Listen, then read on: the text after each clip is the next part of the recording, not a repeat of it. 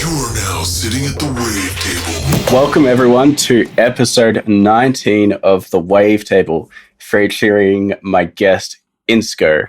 So, Insko, I recently met you through Instagram, and do you just want to kind of tell me all about the genres you make, where you started from, what got you into music, and all that kind of stuff? Yeah, so I'm Insko. I'm 19. And I mainly produce future-based music. I do also produce like dubstep and stuff like that from time to time, but the main genre I produce is future-based. I've been making music for almost 4 years now, like properly. I've been into music for like the longest amount of time though, but yeah, I mainly make future-based music. Hell yeah. So yeah, future-based, but you've also got like a bunch of dubstep or like hybrid trap, I guess. And yeah, I really like your variety. And so I wanted to jump right in and talk about your most recent release, which I believe was Save Me VIP, right? Yeah. So I think that track is like very well structured. It's like, it's got solid tried and true drum and bass foundations, and just the arrangement as a whole, I think it flowed extremely well. Like, it's just kind of like what you expect, but it's a really good, solid version of what you expect from drum and bass. So would you mind revealing to us some of your inspirations or references perhaps that you had for that track?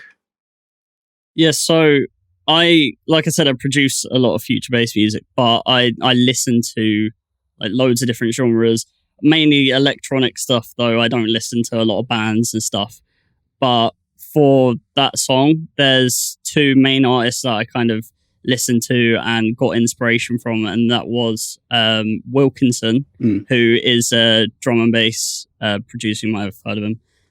But his stuff isn't like mega heavy, it's just kind of really clean and like nice. And Sub Focus as well. I really like their stuff, yeah.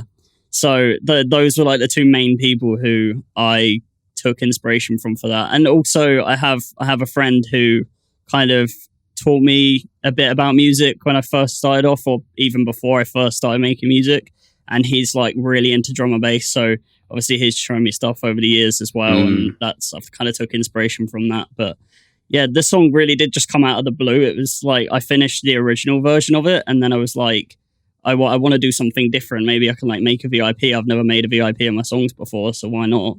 And then I just took the vocal and I put it at like halftime to what the BPM of the VIP is. And I was pretty happy with how it came out. It came about really quickly though. Like I wasn't planning on releasing it. And then I was planning on releasing it, but on like all platforms. And then when I spoke to my manager and stuff, we decided to just post it on YouTube and SoundCloud. So it's only on there, but it's still like an official VIP. So, hell yeah, yeah, man. It's very rare that a VIP completely changes the genre of a track. You know, usually they'll just like redo the drop or something. But yeah, I love how you just completely change the style, and both of the songs are completely great on their own. So yeah. And you're also signed, you just brought up your manager, so I want to jump into the label side of things.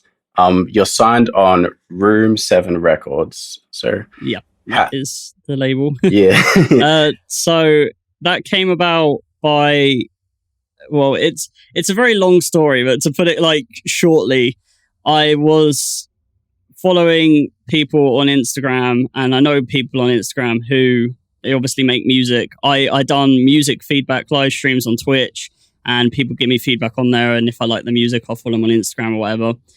I can't remember how I found this person, I'm not going to lie. I feel like it was through a feedback thing, but there was this producer, and she owned this SoundCloud radio show called Desire Radio, and I listened to them, and I was like, oh, this is really cool, because it's like a 2-hour mix. And the first hour, she'd DJ it, and the second hour, it'd be like a guest. So I really liked the idea of it, and I messaged her and was like, could I like do one of your guest mixes? It'd be really cool. You know, I've never like done any DJing at the time, really. I had some decks, but I never like posted any mixes or anything. Yeah. So I thought it'd be a good idea to do that, and we agreed on it. I had done it. I sent it over. And then I was on an Instagram live one day and I was just sat there like, working on some music. And I was like, I've been trying to send this song Riot to labels and nobody's accepting it, which I'm sure like loads of people have gone through. Yeah. And she just messaged me after that and was like, I'm on a record label. I may be able to like get you in contact with them if you'd be interested. And I was like, yeah, for sure. Hell why not? yeah. And I got speaking with one of the people at the label, and then we were just like speaking, about terms and stuff like that. And then this was towards the end of last year. And then on January the 1st was when I was like officially signed to them for a year. So obviously once it's been a year, I don't know whether they're going to like carry on wanting me on there or not or whatever. I haven't even thought about what happens after that, but it's been really great because I feel like everyone, you probably do it where it's like you release a song or an EP and you're like, right, now I've made the song, but now I have to go through the struggle of making all the videos and promoting it and trying to get it in playlists. And it's such a hustle.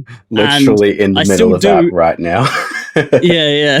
You just dropped an EP, right? Yeah, exactly. Like yesterday. Yeah. I listened to it. I quite liked it. Thanks. It's very heavy. Yeah. Which I do, like I said, I do listen to those kind of genres, but yeah. But yeah, so I'm signed to them. It's been great. Obviously, the year that we've all had has just been very bizarre and unpredictable. But I feel like they had a lot to offer me at the end of 2019. But when everything started happening, it was more like, okay, yeah, we can't like get you DJ like gigs and stuff like that. Like I didn't tell anyone this. I almost posted it on my Instagram because I got too excited about it. But I didn't because I was like, I'm not supposed to. I need to like, keep my inner child tame. But I was actually meant to be doing a DJ set in Germany in May. And I've never like done a proper DJ set in person before. Like the only experience I had was on that radio show I was on about. And yeah, it obviously got cancelled, which was annoying, but it was one of those things. And the label then come up with this like event where every single Thursday they were going to do a live DJ set, which a lot of people have been doing. So I was lucky enough to be able to do one of those. And I literally just set up like basically like a stage in my back garden. When I say a stage, I just like stood in like behind a table and had my logo at the front of the table and some like bed sheets in the background. It's very DIY, but I was pretty happy with how it turned out. But that was like my biggest experience of doing DJing so far. And hopefully next year, if everything, goes back to being fairly normal, hopefully I can have a bit more opportunities to do DJing stuff, because I do want to produce music but also do DJing as well. Like they're the two main things I want to do. So yeah, but yeah. I'm really praying for you. Well, praying for all of us, hoping that we can get back out into the world and do real things again. Is that DJ set like from your backyard, is that available to view still? Yeah, it's on my YouTube channel. It's just Insko. Hell yeah. I post on there quite a lot, so it might be a little bit far down, but it is on there. It's called, I think it's called Insko Live on Desire Radio or something. It's not Desire Radio. It's called something else. But that Desire thing that I was on about with the girl who got me on the label is actually linked to the record label, which I didn't know until I joined them. So that's why when I done that DJ set, it was like a Desire something. I can't actually remember the name of it. It wasn't Desire Radio or something else, but that's awesome, man. It's Desire something. Just it's funny how like you found a label, but not directly. Like you're obviously putting your music out there, trying to get signed to labels and such.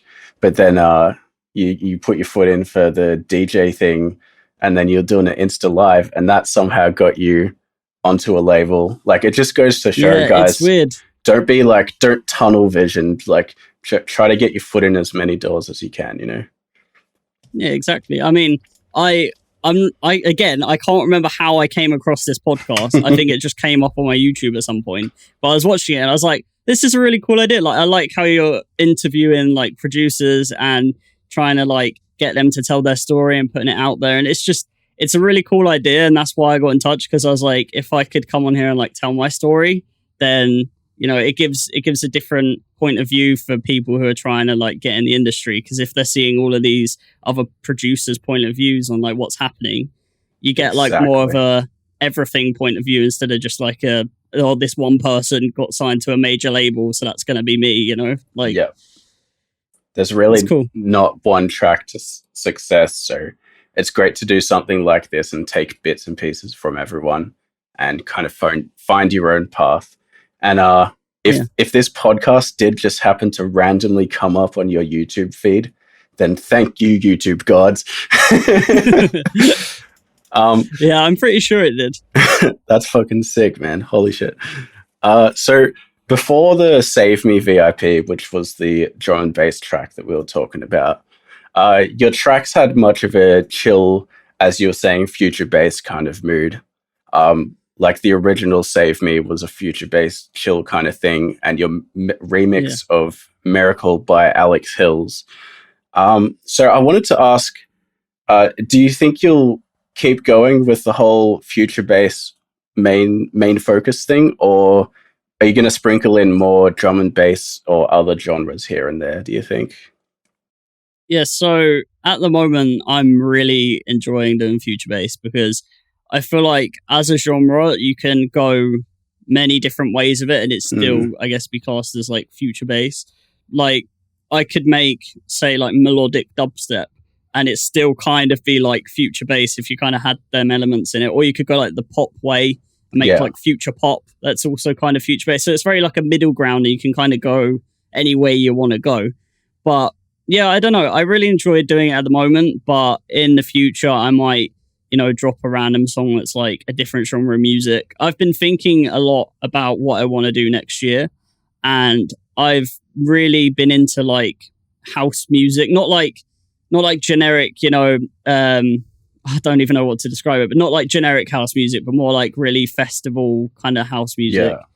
And I've been thinking about maybe starting up like another alias or something and just having that as house stuff. But then I'm like, I don't want to then get into it and then not really be releasing much on Insko or just like trying to do too much at once. So I think I keep having the mindset of I've started doing future bass, I'm growing an audience making future bass, therefore I have to do future bass and nothing else because otherwise people won't like it. That's like the mindset I've had.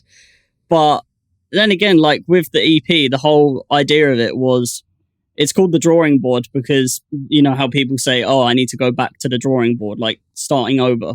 So it was almost like I wanted to kind of test the waters on like what I can do and see what people like and just have fun and not just do future bass. Like I think 2 of the songs on it were like my generic future bass kind of style. And then one of them was more like future pop. It was very poppy and I think I made it in like a week. It came about really quickly.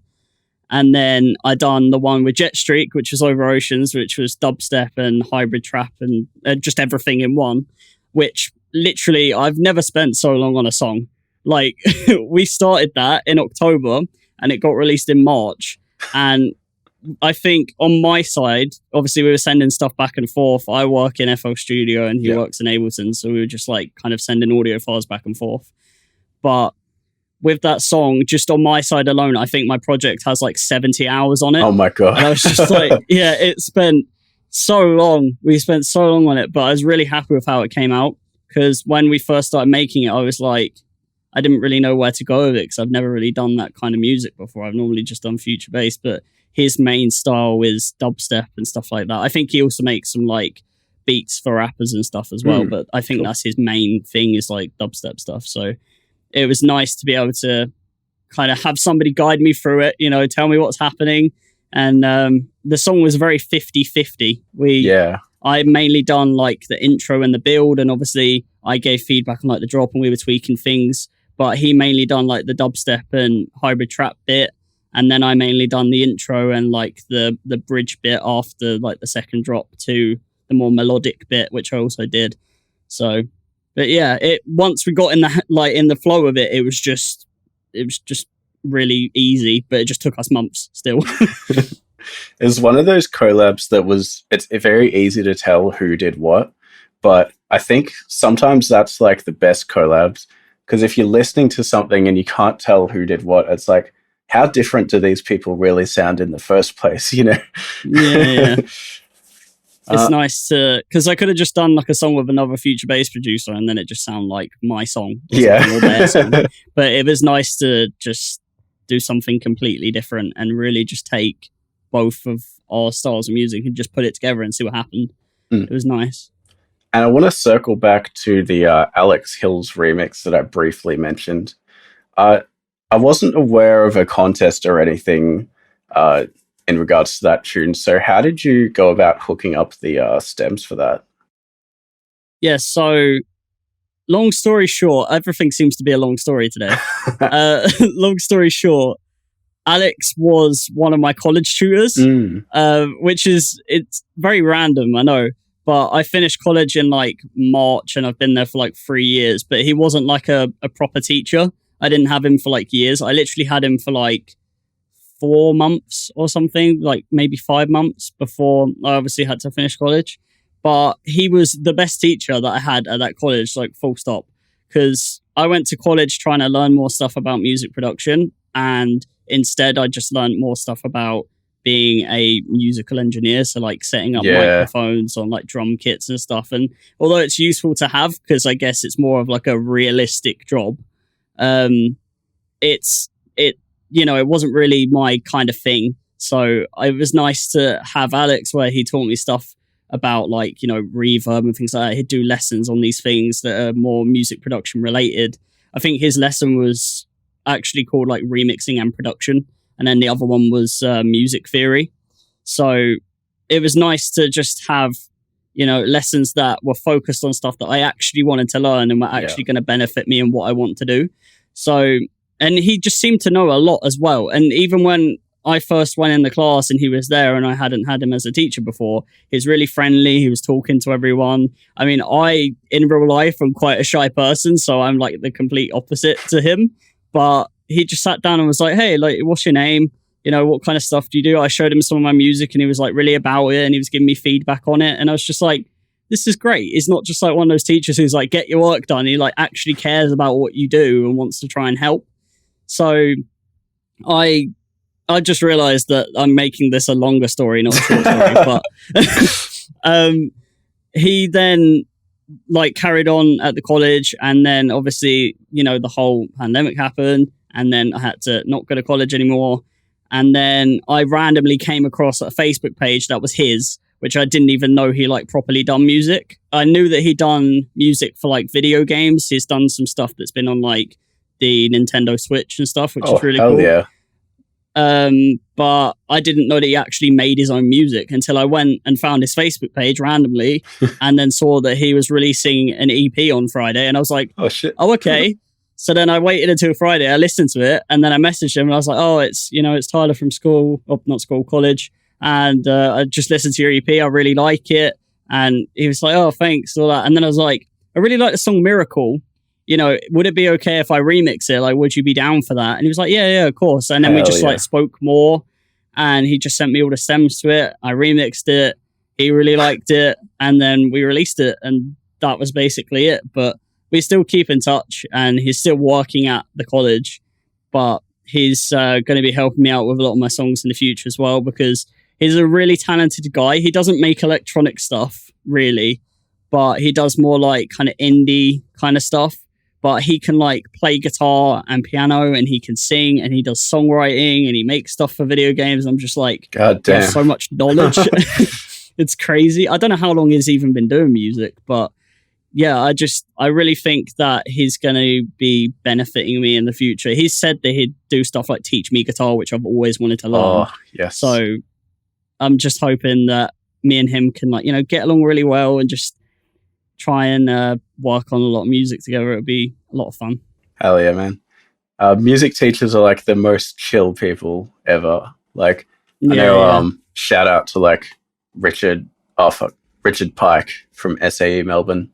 Fucking great guy. So speaking of Alex Hill, who mainly does like non-electronic stuff, I wanted to compliment you on your organic instrumentation, such as like the pianos in your tracks.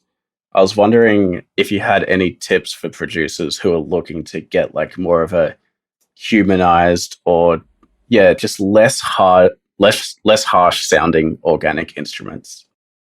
Yeah, so I really struggled with that originally. Like, the thing that I'm learning still now is how to get things like guitars in your song that haven't been recorded, but they're like generated with a plugin. How to get guitars and pianos and stuff like that and strings to just sound real. Yeah. Because it's hard. You're taking something that's not real and trying to make it sound real. Of course, it's going to be difficult.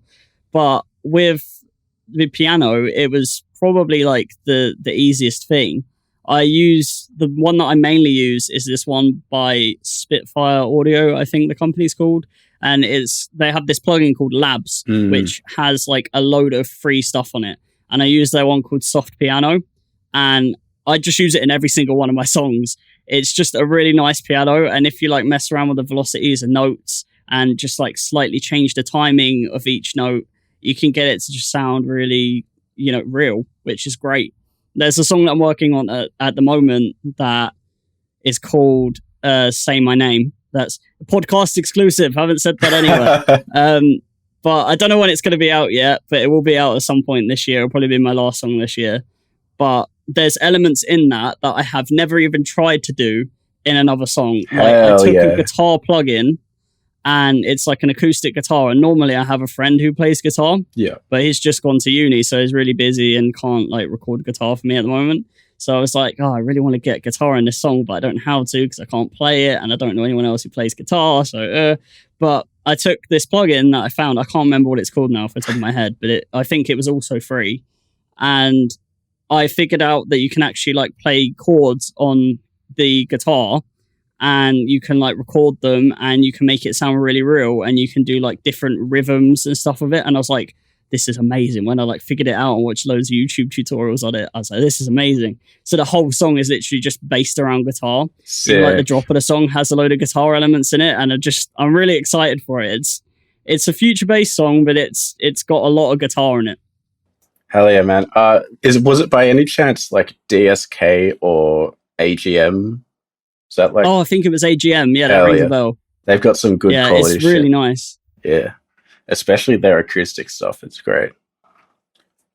So yeah, following on with the organic instrumentation and moving into the vocals now, are you the person that sings on your original tracks? I wish I was. I wish I could sing. I really can't. I've done like little things in the background of my songs, like whether it's humming or like doing a harmony, but I like really mess around with like auto-tune on it so it just sounds a lot better. Yeah. But no, all of the stuff that I use in my songs, like the vocals, are samples which I've found online. Okay. I made a YouTube video recently because I post YouTube videos every Monday at 7 p.m. BST, which is UK time.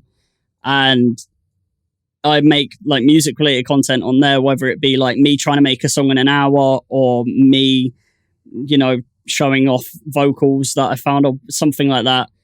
I made a video recently of like where I get my samples from, where I get my vocals from, because I've actually had a lot of people message me and be like, "Oh, I really like your music. Like, are you the one that sings on it? Like you have." Yeah. And I'm just like, I wish, but it's not. Here's the place I get it, and I spoke about it in that video. But the main place that I get it from is a website called Vandalism. It's a little bit like Splice. But you can go on there and you can like purchase full packs, or you could just like do a monthly subscription and use credits like Splice. Oh, cool. But they have loads of vocals on there. They do it for loads of different genres of music. Doesn't necessarily mean that you can only use that vocal in that genre of music. Like one of my songs on my EP, I think was classed as like, I think it was like an indie vocal or something, but I turned it into a future bass song. So it's like, if the vocal sounds good and you like it, use it. But they have like full length vocals on like Splice, and they also have like harmonies and stuff on there as well. And it's really nice. I use the stuff a lot. But I think next year I want to dive more into like the songwriting and working with vocalists kind of thing. And Alex is always on my back whenever I message him, like, "Oh, I'm working on this new song. What do you think?" He's like, "Yeah, it's great, but you really need to like work with some vocalists and like, make your own lyrics and stuff, because then I think you're going to have a lot more original sound." Because I guess if I make a song and then it has a vocal sample on it, and someone else can then just use that vocal sample to make their own song, and then it's not as original. Yeah. I guess. I actually had like a copyright strike on one of my songs called We're Just People. That was also my EP. It's like one of my favorite songs I made. I had a copyright strike on YouTube. It wasn't like a proper strict one, but it was like, oh, this song is in your video. And it was just this random song. I clicked on it and it was using the same vocal. It didn't sound anything like my song. It was just using the same vocal. That's so fucked. I was like, bruh, I've used that vocal, yes, but it's my own song. Yeah. So I just like disputed it, and then they were like, "Oh yeah, you're right." I was like, "Yeah." But luckily, it wasn't like a big deal where it got like taken down and stuff. But yeah, it just happens. That's why you got to be careful with that kind of thing. They're royalty free, but that doesn't mean that people can't make a song and copyright the song. So yeah, I think that like. Going on to Vandalism, I'd heard that site ages ago. Like, I've got some packs from then that probably came out like 6 years ago or something. But yeah, they actually do have high quality stuff. I just completely forgot about them until now. Yeah. And for people looking for vocals, it might be good to try go places other than Splice. Because for me, when I hear a song that has Splice vocals, I can tell, right? Like, I know that's a fucking Splice sample. I use Splice samples, but at the same time, I can tell. Yeah, they're a bit... Some of them are, like, really overused. One of, like, my first Future Bass songs that I released last year, I used a Splice vocal for it, and I can't remember who the artist was, but I think they released a song yesterday with the same vocal, and I was like, nice. It's a good song, but I just can't listen to it because it has the vocal that I've used on it. So it's like, I don't know. Yeah. And another thing I wanted to bring up is, do you ever think that maybe you might go back and strip the vocal samples out of all your old songs and have someone record something else that fits with the song? I don't know. I've been thinking about that with this new one that I'm working on because it's also using a vocal sample on that too. I didn't get it from Vandalism though. I got it from Ghosthack. They released like a new vocal pack and there was a vocal on it that I really liked. But I've been thinking about like, oh, do I want somebody to record a vocal over this instead? Because then it would be more original. And then I was like, yeah, but I don't really know any vocalists. And you know, the world still isn't in a state where you can really go, oh, let's go to the studio and record, you know, with a random person or whatever. So I think at the moment, I'm just going to stick with everything the way it is. I released my original, like the first ever music that I released in like 2018 or 2017. I put all that on Spotify as my first songs and I really regretted it. But I've removed it all now, obviously. And the first song that's actually on my Spotify is my first Future Bass song, which I released last year. But those songs were obviously just bad. And I said to myself that once I'd done this reset, what I'm going to do is I'm just going to leave any other songs on there. So anything before my first Future Bass song, which is Who We Are, got removed. And anything after that is just going to stay on there. So I don't think I would go through and like make everything better. There was a remix I did, an unofficial remix, so I guess a bootleg, on my YouTube channel of a Lewis Capaldi song. It's called Before You Go. And I love doing that remix. I made it on my live stream over on Twitch. I just sat there one day and I was like, oh, I just want to live stream me making a remix. So I feel like making a remix. I made the majority of the remix in one day. And then the next day I just like perfected it and mastered it. And then I put it on my YouTube that Friday. And over about 3 months, it got like 11,000 views. And I was Holy like, shit. where did that come from? Like, huh? What did I do? But a lot of people really liked it. And then out of nowhere, one day, it just got taken down from YouTube. After 3 months of it being on there, it just got taken down. Fuck. And I was like, why? Why has it got taken down? Especially after 3 months. It clearly wasn't like an automatically detected thing if it was like 3 months. So I looked into it and looked at the copyright strike, and it was, I can't remember what the company was, but it was like this British company who represents labels. And I was like, okay. So I thought about it and I was looking into it more, and I was like, so basically my remix got noticed by like someone at Lewis Capaldi's label, and they were like, oh, this is getting views, so we're going to take this down. So at the end of the day, it was really annoying that it got taken down. But at the same time, I was like, I got noticed by a big label, so Hell yeah. I don't really care. But no, it's really cool. It's like my most viewed song ever, and I think maybe even my most listened song. Oh no, my second most listened song. My most listened song is like 13k, but yeah, it's still mad to get 11k on a remix. I was just like, yeah, mind blown. I put a video up of how I made it. Like when I was actually sitting there making it, I recorded the whole thing as well and posted it onto my YouTube before the remix came out. And that video almost has 1,000 views now, I think. But I keep getting comments on it of people being like, where's the remix? I really want to find the remix. I really like this. And I'm like, it got removed. I can't do anything about that. Sorry. But I did try and post it on SoundCloud originally, and then it just got removed instantly. So YouTube was the only place that I could post it. And then now it's gone. So it's just, I've been thinking about taking that old project, making it a little bit better, and then just obviously removing the vocal and putting like a vocalist on it, and then it'd be like an original song. So I don't know. I might go ahead and do that. I might not. But yeah, I kind of at the same time feel like it should just, be left in peace. Like, rip. It's been nice. Yeah. Made some memories, but it is what it is. Man, that's I still use it as like an outro song now and then to like pay tribute to it. I'm like, it was here, but now it's not. It's one of those. Oh, well, at least it's like now it's something exclusive that you can play at your gigs whenever you start playing shows. Yeah, that was the other thing. I was thinking I either make it an original song or I just go through and make it literally like the best remix I could ever make it. Like go through and perfect everything. So there's nothing I don't like about it. And then when I do DJ sets, just play it live and it'd be like, wow, it's like this improved version of that remix he released that one time that nobody probably remembers because it got removed. I'm really surprised they straight up just take stuff down. Like, why don't they just redirect the ad profits to the labels? Oh, I know. It's so broken. I wrote something on Twitter about this the other day. I was like, I don't understand copyright sometimes. It makes sense to copyright songs, obviously. Like, if you didn't have copyright, everyone would just be stealing each other's songs. But at the same time, if somebody's doing a remix, you either get in contact with them and say, look, can you like post this as like a bootleg because it's not an official remix, or like, can you make it clear it's not an official remix? Or you just straight up go, okay, we're just gonna steal all your money. Like, I'd rather they stole the money than completely took it down, because they probably could have generated like not loads of money because it's like 11,000 views, but they could have generated, a little bit more money than what they would have just by removing it. I mean, I don't make money off YouTube anyway at the moment because I think you have to have 1,000 subscribers. I'm on like almost 300.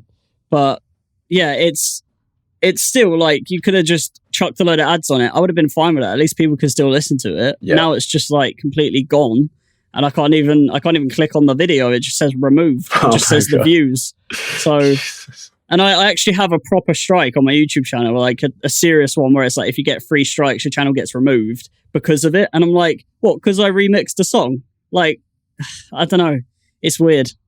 It's terrible. Like, it frustrates me so much that people, it's already that hard to make it as an artist. You can't even get like a little bit of help from remixing a popular artist. Like, yeah, that's the thing. Like, that was my mindset at the time. Obviously, I liked the song anyway, so I was like, I want to remix it. But then when I started getting loads of views on it, I was like, maybe I should remix songs more, because like I'm getting a lot of views on this, and obviously not every single one of the people that listen to it go, wow, I love this Insko guy, I'm going to check out all of his music and follow him and all this stuff. But I think there was like, I got like 60 subscribers or something from that video. And I know it's not a lot compared to like the 11,000 people that listen to it, but it's still people, an audience that decided to stay and wanted to hear more because of a remix. And if you're just putting out an original song, if you don't promote it properly, how are you meant to like get an audience, And promoting's just like a struggle anyway. It's like you could pay to get a song in a Spotify playlist, but it's like, are they real people, or are the playlist curators paying for bots to listen to your songs? Like, you don't know. And even still, it's like I've had one of my songs on Spotify, like my first song that I released this year, had like 13k. My remix in total, not my remix, my EP in total, I think has like 10k or something on it. But my Spotify page, I only have like 70 followers. And it's like, it's odd, because it's like, apparently people just don't follow on Spotify. I actually went through and I was like, is this a proper thing? Do people actually do this? And people do. They just go, oh, I like the song, they save it, or they listen to it, or add it to their playlist, but they don't think about following. Yeah. And it's a really important thing, because especially with Spotify, if you follow an artist and they released a song that week, that goes into your release radar. And that means that, you know, me as an artist, if I had like 1,000 people following me, that means when I release a song, 1,000 people are going to have that song in their release radar, which means they're more likely to listen to my music. So it's a really important thing to follow, and I don't think people kind of realize that. But especially with Spotify, because of those playlists. I think, and adding it to your playlist as well. Yeah. Yeah. I think the flaw there is actually with Spotify, because I, for the longest time, didn't know there was a follow button on Spotify. It was only like... Yeah, I don't think it's very obvious. Yeah, exactly. Like, it's very small. It doesn't have a background. It's literally just very small green lines. Like, it's very hard to see. And yeah, I think I only found out there was a follow button on Spotify like 1 or 2 years ago. Ever since then, I've been following everyone. Even if I only like one of their songs, I'll still follow them. But yeah, same. Spotify just needs to fix that, because I think the issue is just people not being aware that you can follow. And also not being aware that it's essentially the release radar. If you follow enough people, it's essentially like a social media feed for music, really. Yeah, exactly. It's great. When I found out that it existed, I was like, this is amazing. I no longer have to like go on Instagram and think, oh, who is it that's released a song today? Let me try find them and see if it was them that released a song, and then go back to Spotify and search it or whatever. It's just like every Friday or Thursday at midnight. So, you know, technically Friday, I go on Spotify and I'm like, right, who's released a song this week? It's like amazing. And you add them all to your playlist. I think maybe Spotify should do something like, if you add a song to your playlist like 5 times or something, or you favorite a song 5 times, like all by the same artist, then they should like have a little thing come up saying, do you want to follow this artist or something like that? Just so that people know, like, because some people, if they got that notification, they might be like, wait, I can follow them. Why am I not following them? And then they'd follow them. Or they'd be like, oh, actually, yeah, sure, I'll follow them. Why not? Like, I don't know. They just need to have some sort of way for it to be in people's faces, but not too annoying. Yeah. So not like when you just favorite a song, it's like, do you want to follow this artist every time you favorite a song? But maybe like once you've favorited a few songs by the same artist, then it's like, hey, you're not following them. You seem to like this artist. Do you want to follow them? Like, that makes sense. Yeah. I think that's a really good idea. And I think everyone who's watching this should write Spotify a very angry email saying exactly what Insko just said. So hopefully they'll change their ways. Let's get this feature added. Let's do it. We're starting a movement. Oh, man. So it's along the lines of promotion and kind of making it as an artist, I was wondering if you take production seriously, like as a career path, or if it's still a hobby to you. Yeah, I mean, right now, like the money from music that I've made is like, yeah, there's no way I could live off that at all. But the end goal is to just be able to do it for a living. Like, I don't want to just produce music and do it for a living. I also want to do DJing, because it's something that I feel like I really enjoy. I watch a lot of like festivals and stuff, and I'm just like, I always think, imagine being on that stage. Imagine how amazing that is. Like, I really think it would be so cool to just like DJ clubs and festivals and stuff. And it's something I really want to do alongside producing music. I do want to do it as a living, like I said, but it's very much a long grind to be able to get there. I think when I started making music, I thought, this is going to be easy. Like, how do people make music? Oh, let's look up how people make music. Made my first song. Oh, this is like easy stuff. And then you figured out, oh, there's a thing called an EQ. What does that do? Oh, what's a compressor? And then it's like, oh, what's all of this other stuff? And it's like, wait, what? I have to mix my songs? Okay. What's a master? How do I do that? And then it's like, oh, okay. There's like this never-ending list of stuff with music. Like, you'll make a song and go, I think I know everything. This song's great. And then you give it like 2 months, and then you listen to that song and be like, why didn't I do that? That's going to make my mix sound like 10 times clearer. And I think you will always do that. Whether you've been making music for a year or 10 years or whatever, you'll always be judging your own music. Like, I listen to my EP and think, oh, that kick in that song, it's just too punchy for that. Like, why did I do that? Or that snare, why is it like drowned in reverb? Why have I done that? So I wish I could go back and tweak them and like have it be replaced, but like people didn't know I replaced it, sort of thing. Like I'd like to be able to replace my old songs and perfect them a little bit. But then again, I'm just like, well, they're in the past, so just carry on making stuff better and, you know, see what happens with that. But yeah, I want to do music properly. At the moment, I don't do it like professionally for a living.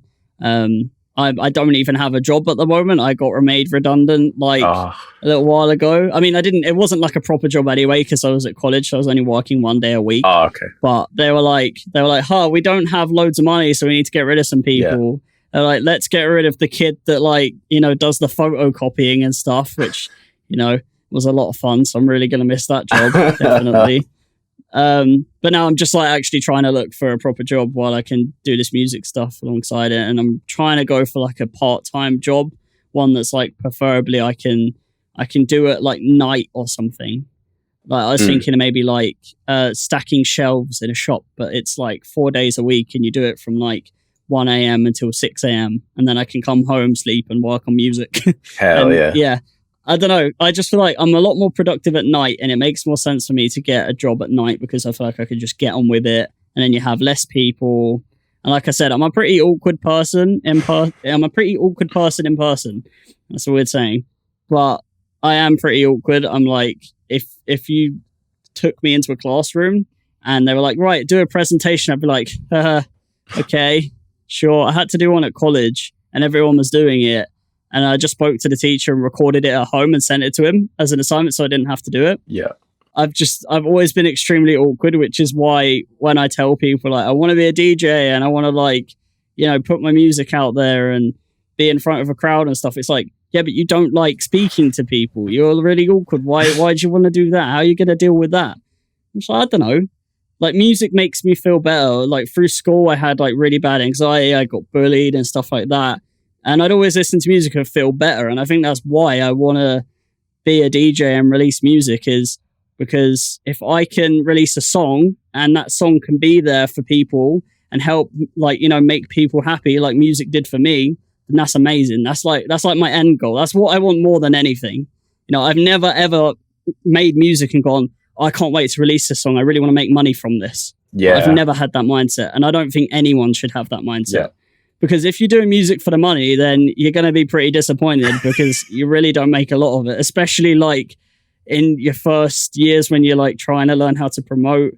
I think if you're making any music, it's going into promoting, really. So not music, money. If you make money, it's going into promoting. So yeah, I don't know. It's a very big game and it's a lot of learning and a lot of working towards, you know, your goals and stuff. Yeah.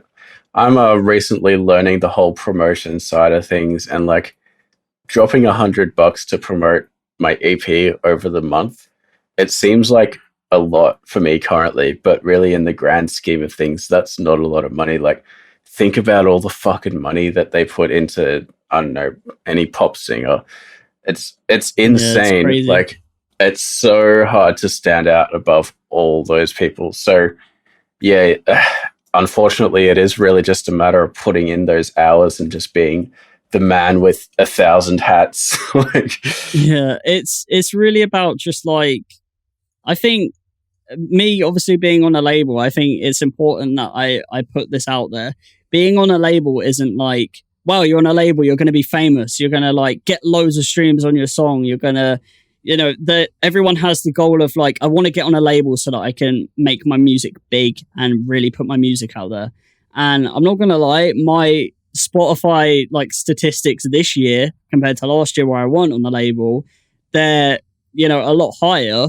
But I wouldn't say that I like was famous or like, you know, loads of people listen to my music and I was going to go outside and people were going to recognize me and things like that. Like, no way at all. But they've definitely helped me because obviously they're a record label. They know more about promoting. They know more about how to like get your music known by like more people. So they've helped. And even when I started off, they were like, right, we need to talk about interviews and stuff. Like, we're going to go for an interview briefing and we're going to sit there and ask you some questions and you're going to answer them. And then they were putting me in like scenarios of like, what if you was out at dinner and a fan came up to you? What's your reaction? And obviously I'm sat there like, well, that ain't ever going to happen, because like, what, I got a song that has like 13k and somebody's going to come up to me while I'm, out for dinner. But like, they were just like, it was kind of future proofing me, I guess, to like see how I'd react. And I was like, I don't know, I'd probably be like, hey, you're right. And just like, sign an autograph, take a photo, you cool.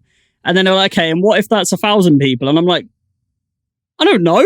Like, what do you do in that situation? So they were just like, they're really trying to, brief me on everything. But at the same time, they weren't saying like, this is going to happen. We're doing this because you're going to get noticed when you go outside.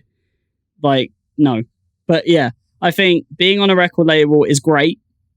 Obviously, when you go to get on a record label, when you get that contract and when you're speaking terms, you have to be very, you need to check it with a lawyer if you can.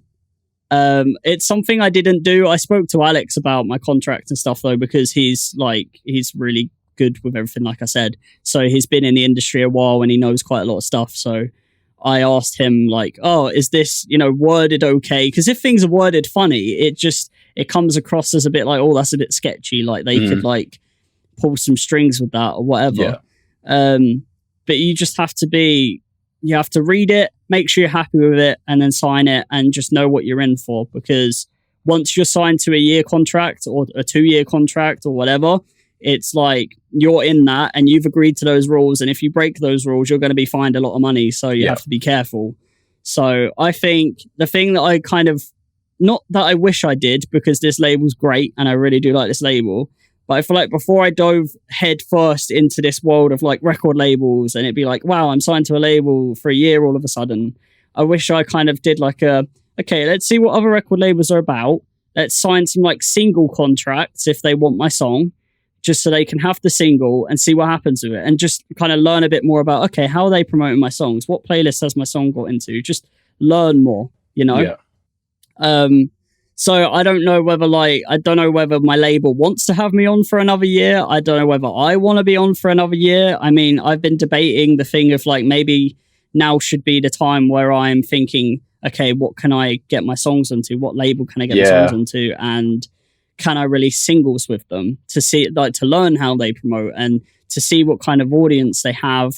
And yeah, because I don't know, I think when you're starting off, not necessarily when you're starting off, but like when you're getting to be more professional, when you're happy with your songs, you've learned a bit about promoting. I feel like the best way to go about it is to just go and send it to record labels and be like, here's my song, do you want to release it? And then if you get a yes, just be like, okay, single release. Let's see like what their audience is like. Let's go to another label, see what their audience is like. And then you're getting fans or like viewers or listeners, whatever, from different labels listening to your music. So it's not just like a one audience type of thing. It's like loads of different people. So I don't know. I've really been trying to learn a lot about promotion. It's hard. I feel like us as music producers have a lot to learn. You don't just learn music, you learn about promotion. Then you try and learn a bit about like graphic design where you're trying to make your own cover arts. And then, I don't know, you learn a lot of stuff. And labels don't just take care of everything. Like they promote my music, but I promote my music myself too. I still put money into promoting my songs. I make my own cover arts. Well, kind of. My granddad paints my cover arts. And that's awesome. I touched them all up in Photoshop. Yeah. And I just send them to my label and they're like, that's nice. We're, put that on your song, and then they publish it. But they are good, but it's very much about, you got to think about what you want. Don't just look up to labels and think they're the best thing ever. They're what I need to move forward. You have to perfect a lot of stuff yourself before you get to that like famous stage. If you even get there, some people don't even make it. You just have to hope and keep on working. Always moving forward is the main thing. Yeah.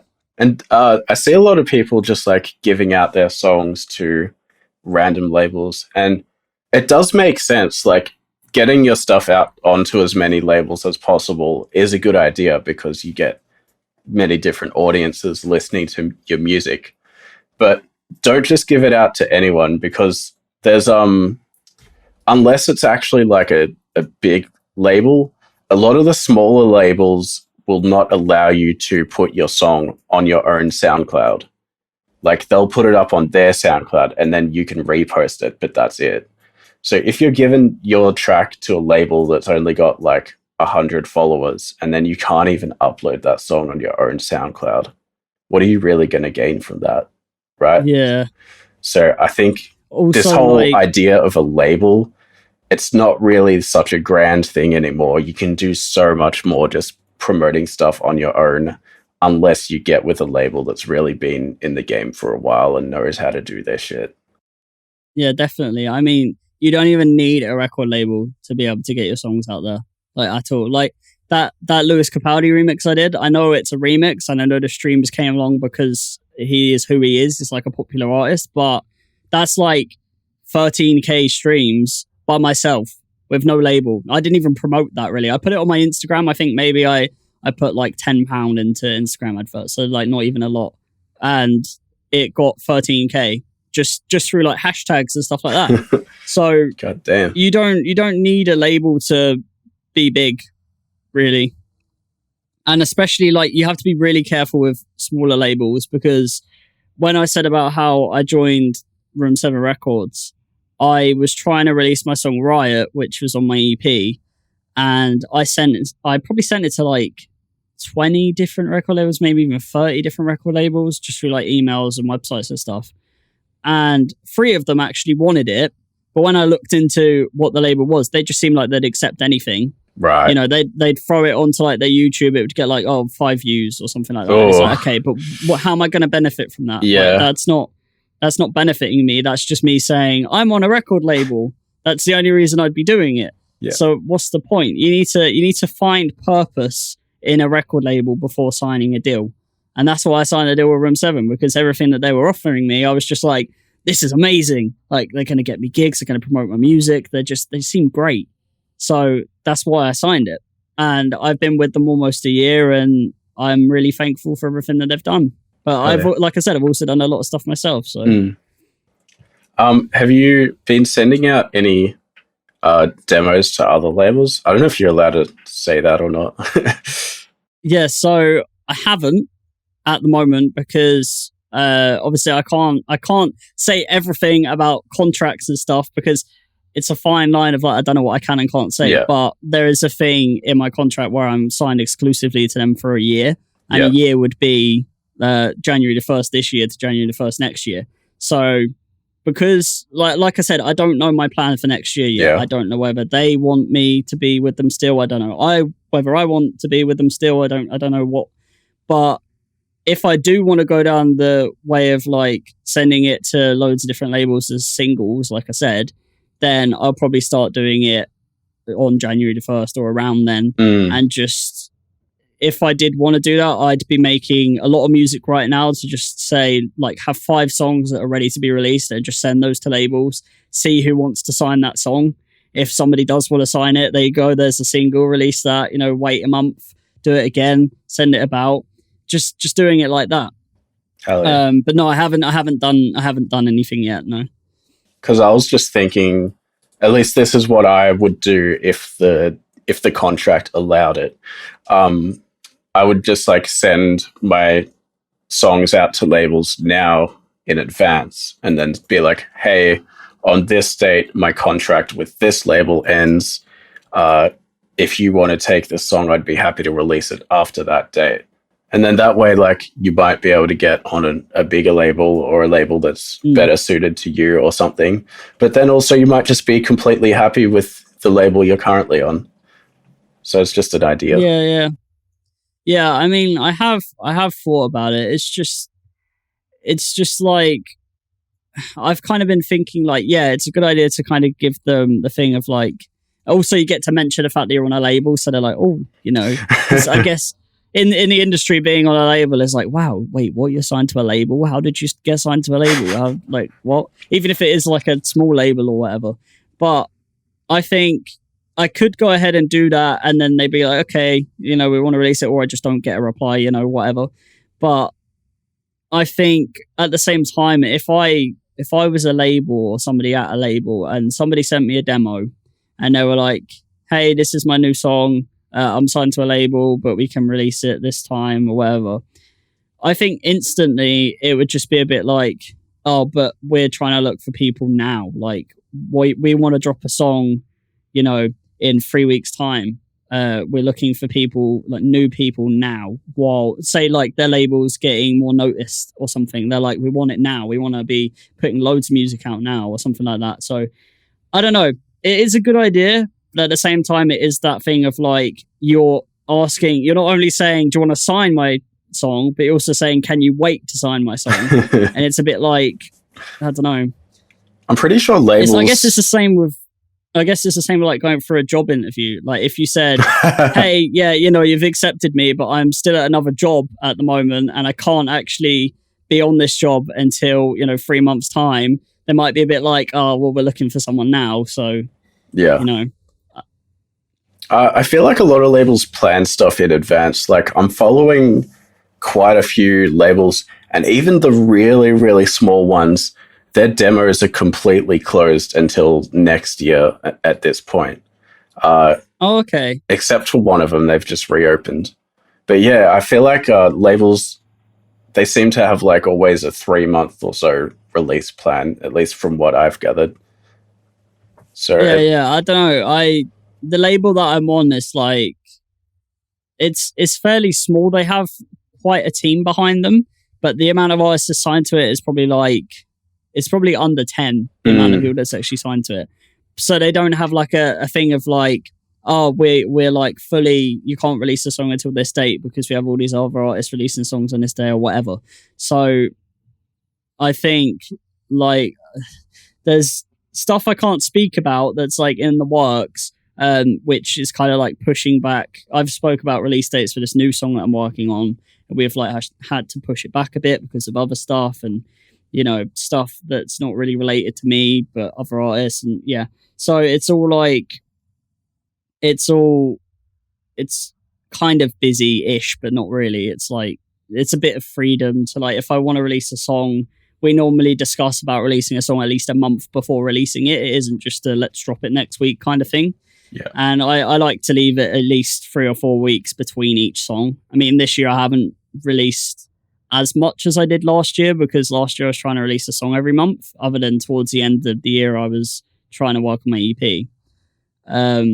But this year I've just kind of had the mindset of, look, let's try and make good music and perfect it. And even if I finished it, I'd leave it a couple of weeks and come back to it. And then I'd go, oh, this I don't really like anymore. I want to change this, which I've done. I have songs that I think I have one song which is kind of done, but it's like I don't, you know when like you have a song that's done, but it doesn't really fit the vibe of everything at the moment. So like I think it's getting towards the end of the year. It's like winter. It's kind of like you either have happy Christmas music or you have like, you know, kind of sad, you know, minor music or whatever. I don't think you wouldn't expect to hear a summer song in December, is what I'm trying to say. I mean, it's summer in Australia. Oh, yeah, true. I completely forgot about that. But I mean, like, you know what I mean? Anyway, so like here, my mindset is here. But yeah, I didn't even think about that. I completely forgot that summer is in like this time, like getting to this time of the year. That's crazy. It's just been summer here. Literally, like this whole week, it's just been raining because it's just the UK and all it does is rain. But even in the summer, it was raining now and then. So, but yeah, I didn't even think about that. But yeah, anyway, my mindset was like, I don't really want to release a song that's like really happy and jolly and summery if it's not happy, jolly and summery outside. Yeah, that makes a lot of sense. Obviously not to the point where it's like, oh, I'm releasing a song next Friday, but my phone says it's raining, so I'm going to actually release it on Monday, so it's sunny. Not like that, but just like the seasons. Yeah. Know? Yeah, I think radios really do that really well. They fit the vibe of the season. Like, as much shit as you want to give radio, they know how to play music that fits the season that you're in. No, I don't know how I haven't mentioned this yet, because I do kind of forget about it, but I can't even remember what song it was now, but I think it was We're Just People. One of my songs got played on the radio in... Oh, hell yeah. I think it was in France and America. but that's why I kind of forgot about it, is because I haven't heard it myself, but my label was Yeah. like, we sent your song, we have like some connections in France, whatever. So it was cool. It did happen. I couldn't listen to it, so who knows if it did actually happen, but I'll take their word for it. You know, they're pretty trusted, so I'll take their word for it. But it's really cool. I'm just waiting for that day where it's like, I'm sitting there listening to like BBC introducing or something here, and it's like BBC introducing in my local area. It's like, oh, Insko is this upcoming artist, and I'm just like, that's my song on the radio. It's crazy. Like, I was thinking, obviously, if I don't go ahead with the label next year or whatever, I've been looking into BBC introducing because they do play a lot of songs from people that are up and coming. Mm. And they do it by like county. So it's like whatever area you live in, that'll be like your local BBC introducing thing. Oh, cool. And I was going to do it because I thought it'd be really cool. But then I read their like terms and conditions, and it's like you have to own full rights to the song. If you're on a label, then you have to like get proper permission, like written and all this stuff. And I'm just like, I don't know, it'd be really cool, but you know, I'm signed to a label. So if I don't stay with them next year, or if they don't want me or whatever, then I'll probably go ahead and send it to them and be like, hey, I own the rights to the song, you can play it or whatever. So and then it won't have to be like a hassle of sorting it all out. Yeah. Well, I reckon if you do re-sign with the same label, though, definitely worth going through that hassle to get some radio play. Yeah. It's just like at the moment, because I only have like 3 months left. It's like I'm not really working on a whole bunch of music at the moment. So I got a bit of a watery eye. I just I had a sudden moment of like, I really need a drink. I haven't drunk much. Because I ramble for ages. When I speak about music, I talk a lot. So I'm sorry if I've been speaking mega quick and really overloading everything. No, you're good. I can't even remember what I was saying now. What was that about? Oh, the label, yeah.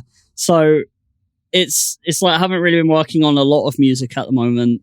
I think ever since my EP, I've been a bit like, had a bit of like a down of like, oh, I don't know what I'm going to do. I got made redundant from my job. And then it's like, I don't know what I'm doing with everything. And I was in a bit of a, everything's against me. What do I do? It made me very demotivated. But then I was just looking for like samples the other day, found that pack. I bought it. And then I was like, oh, there's this vocal. I really like that. And then I just learned about like guitar plugin. And I've just been really into it again. So hell yeah. Keep it up, man. I'm looking forward to hearing this new shit you're working on.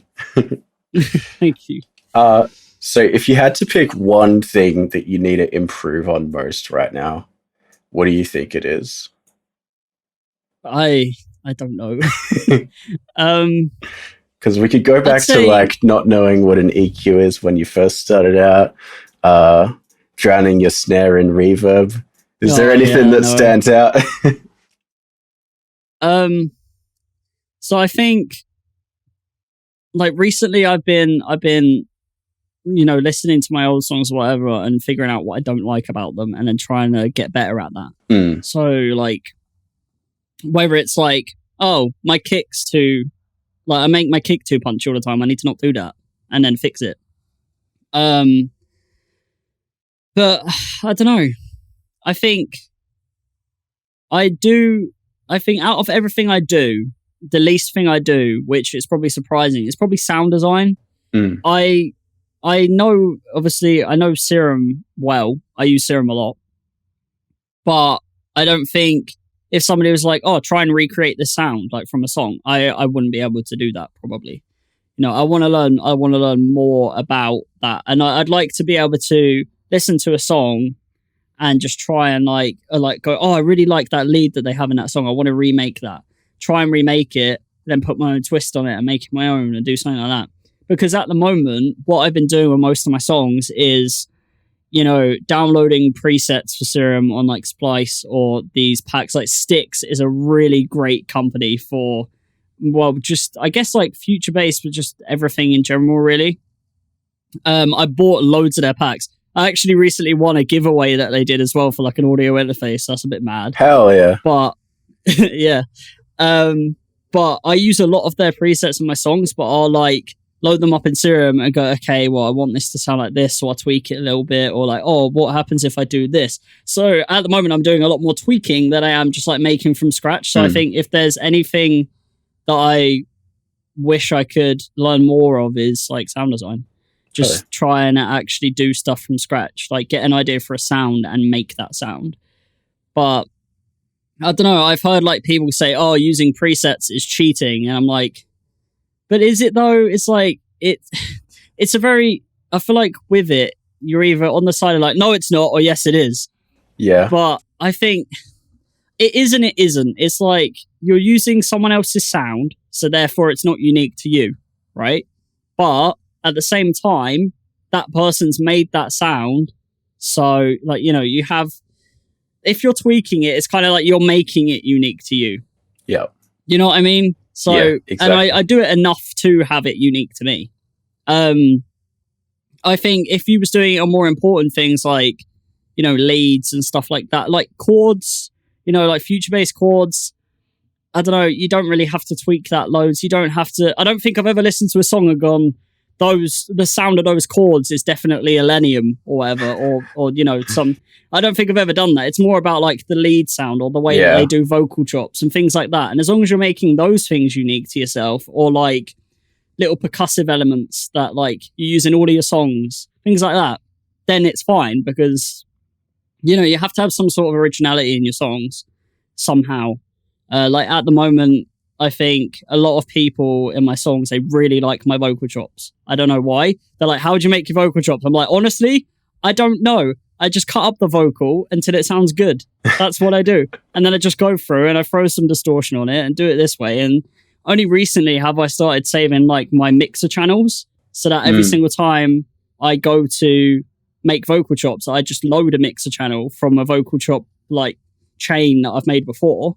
And then I tweak it a little bit, and it's like, oh, look, now I'm getting this, you know, Insko sound, I guess.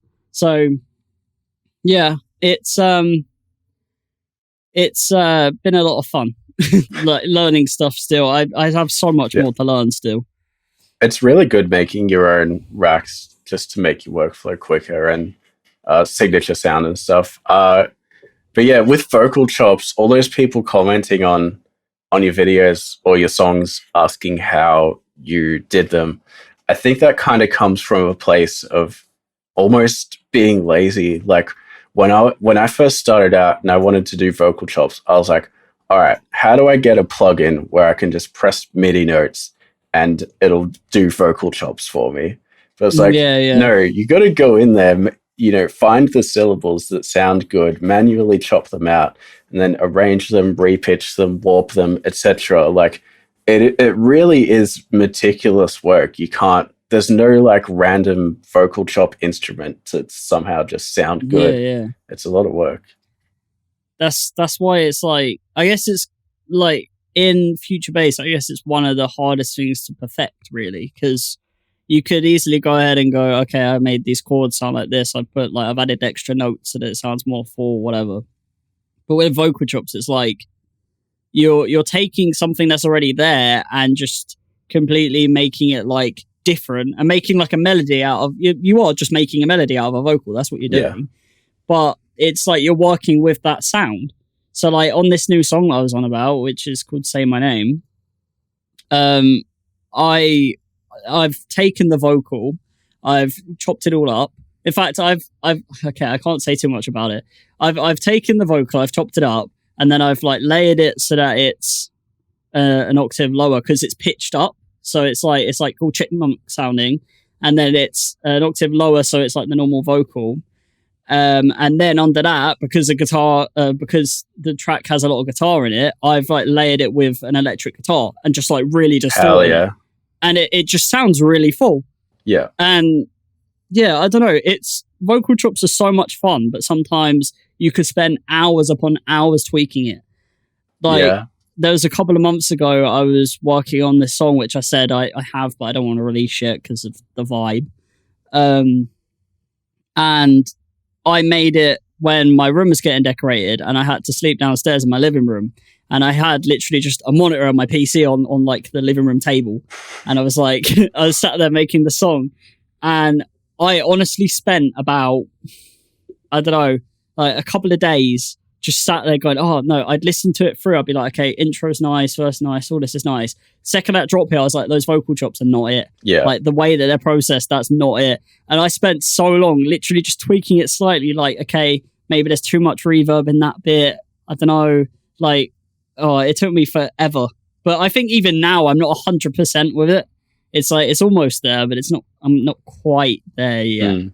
You know, I wanna try and put more thought into my music and not just go, this song is sounding all right, let's release that. I want to actually be like, I want to listen to this song and really like it.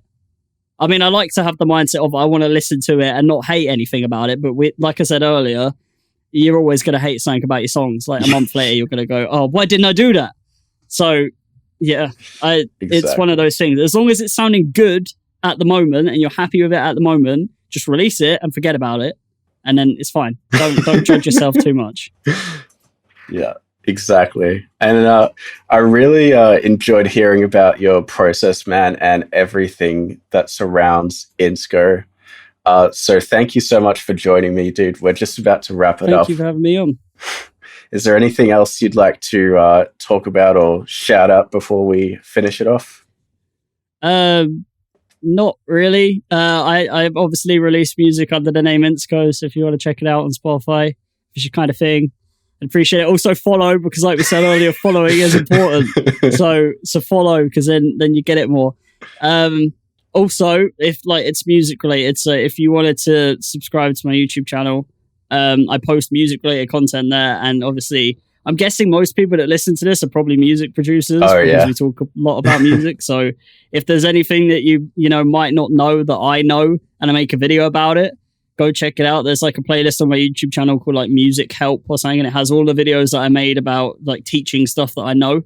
It doesn't necessarily have to just be future bass. It can be anything, you know, people can learn from that. And the final thing that I'll plug is I have a Twitch channel. Sometimes I play games, but I mainly do music streams where I sit there and make music, but I also do music feedback. So if you make music and you want to come join and just send me the link to your song, I'll tell you what I like about it and what I think you could tweak and to make it better. And I tell you what, music feedback is one of the things that has really helped me with my songs. Getting loads of people's opinions is great. It is really, really important, because then you know, like if somebody says, your vocal here isn't sounding right, and 5 people say that, you're like, okay, yeah, my vocal really isn't sounding right. I need to fix that. So I do that. Like, I don't have a schedule, but if you go follow the Twitch, then I'm live. Like, I'm live at least once or twice a week. So, but yeah. Hell yeah. All right. So all the links will be in the description. And thanks so much for watching. I'm Astroreign, and this has been episode 19 of the Wavetable featuring Insko. Peace. See ya.